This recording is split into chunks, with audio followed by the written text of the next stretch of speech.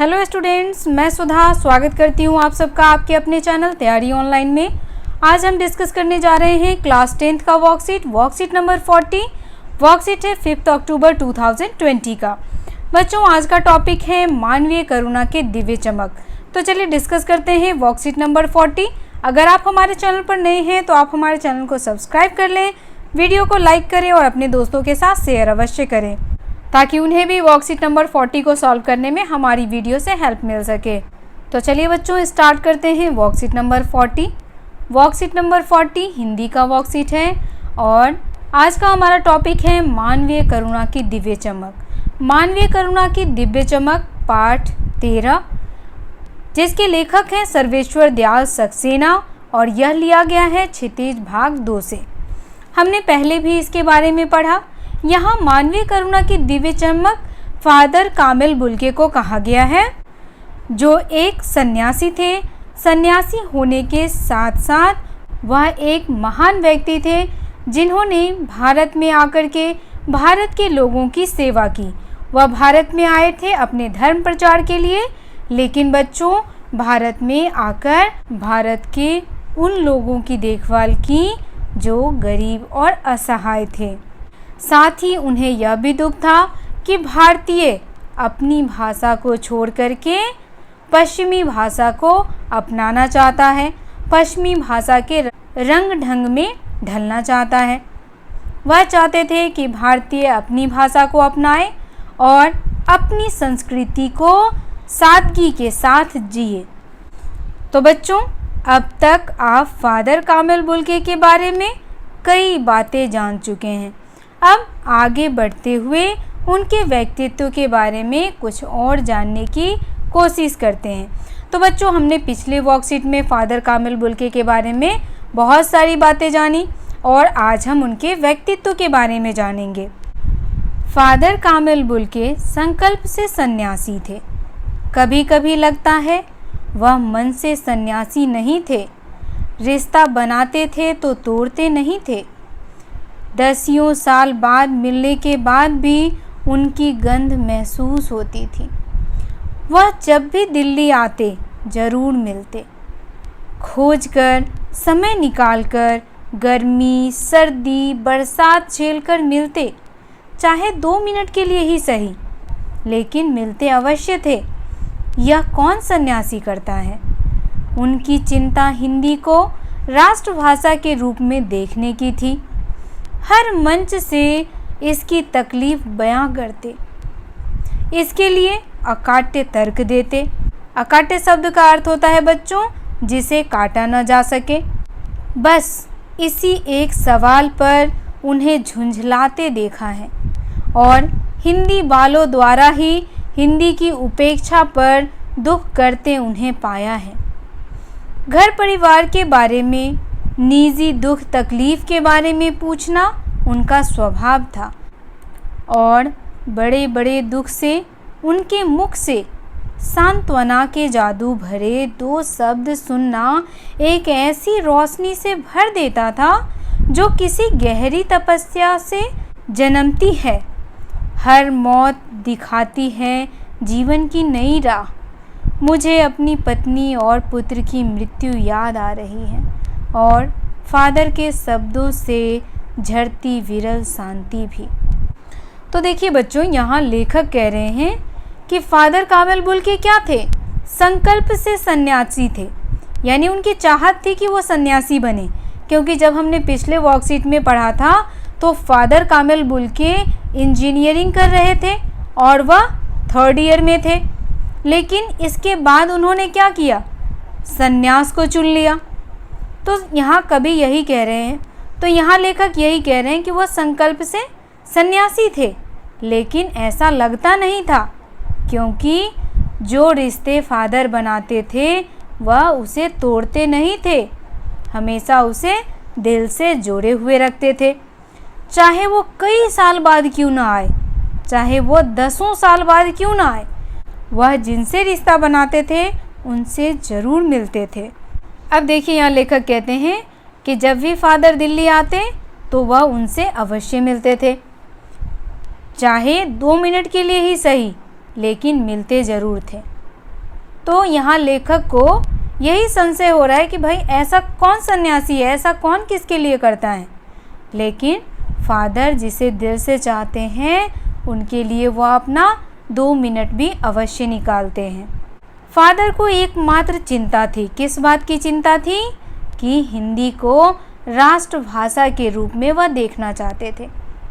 Father Bharat के नहीं थे, लेकिन बच्चों फिर भी उनको भारत की भाषा से इतना प्रेम था। वह चाहते थे कि भारत की जो राष्ट्रभाषा हो वह हिंदी हो। लेकिन बहुत सारे भारतवासी ऐसे थे जो भारत में ही रह कर के अपनी ही भाषा का क्या करते थे, उपेक्षा करते थे। और यह सब देख कर के फादर बहुत ही दुखी होते थे।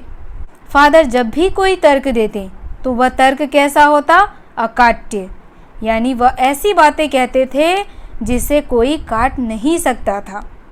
फादर का एक स्वभाव था, वह जिससे भी मिलते थे उसके घर परिवार की कुशलता के बारे में अवश्य पूछते थे।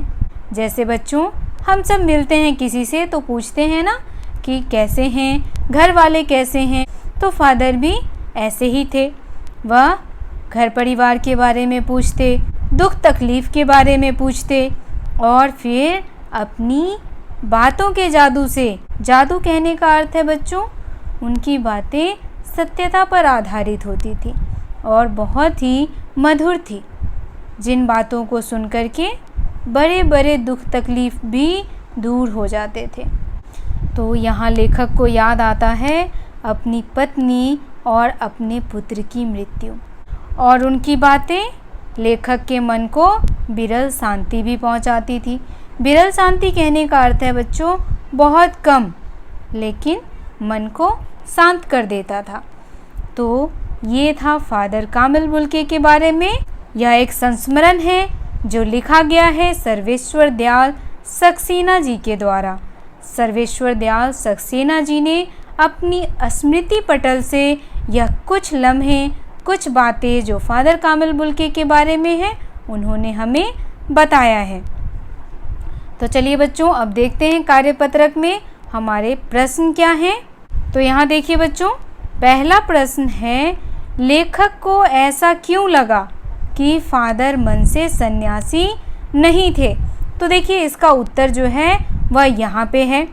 लेखक को ऐसा क्यों लगा कि फादर सन्यासी नहीं है, क्योंकि फादर जो हैं वह रिश्ते दिल से बनाते थे और उसे कभी तोड़ते नहीं थे।